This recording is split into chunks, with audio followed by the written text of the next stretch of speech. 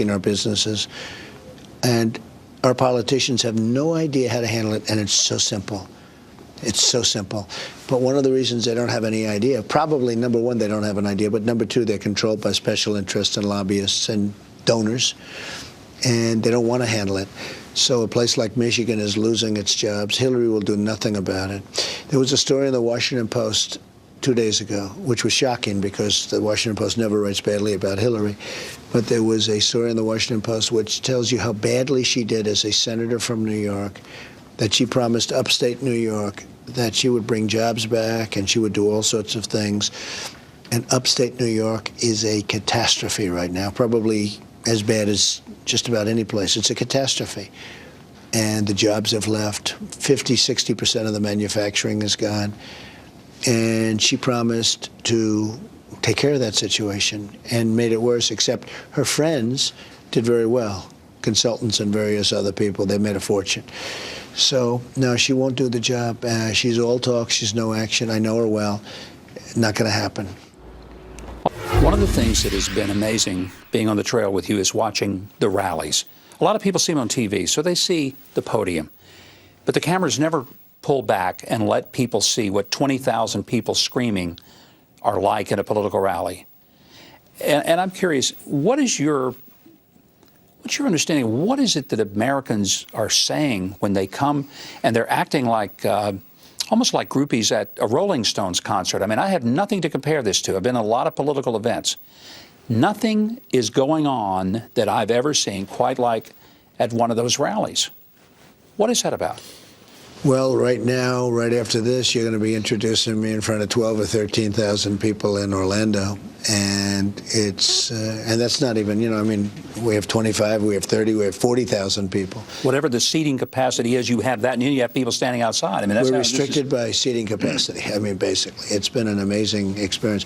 You mentioned one thing, though, it's very funny, because if I had a network, I'd want to show all the crowds because it's going to be better television. They never pull it away from my face. They have it on my face. And I'll go home and I'll say to my wife, did you see what I did? She said, yes, how big is the crowd? And they never show, unless there's a protester. They show the protester because that's a bad thing. In other words, if you have a protester, they consider it a bad thing. So if there's a protester, we don't have too many protesters. You notice we haven't, we had a little surge, but the Hillary people don't have the same passion as the Bernie people. Well, the reason I don't have any protesters, they don't have that many people. They really don't. 100 people show up. Yeah, it's amazing. She doesn't have big crowds. The whole thing is strange to me because she doesn't have big crowds. But they never show the size of the crowd. And you would think that they'd want to because it's better television. It's good for ratings, et cetera, et cetera. But they never want to. They never pull that camera back unless there's a protester. But we've had tremendous. It's tremendous. I'll tell you what. The level of spirit for our country. The level of love for our country. You see the people, they're in love with this whole, I'm a messenger. I'm a messenger. I'm merely a messenger. I'm a messenger of ideas that they've wanted for years. You know, many of these people haven't had a pay increase, and they're making less money now than they made 18 years ago in real wages. And they're working much harder, and they have 2 jobs. Obamacare has taken care of that, but they have literally 2 jobs. So they're getting older, they're working harder, and they're making less money. And it's very, very sad. And we have, look, we have all people, we have everybody. You know, they like to say that we have people, this and that, they like to define. We have everybody. But so many people today are working harder than they did 18 years ago, and they're making less money. And it's not supposed to be that way.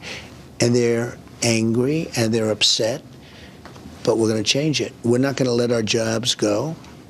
There are going to be consequences. When countries come in and they take our business, there are going to be consequences. Right now, there are no consequences. And it's so easy to handle. And we're not going to let them make their product and just send it right across our borders and sell it into our country. And we end up with unemployment. We end up with grief. We end up with no taxes. We end up with so many different difficulties. So it's so easy to solve. Everybody understands that. The politicians don't do it because their lobbyists and their donors don't want them to do it because they benefit on the other side. But me, I'm putting up my money to run my campaign, and I don't care about the lobbyists, and I don't care about the special interests, as you know. Yeah, it's been pretty apparent that that's not been the driving force.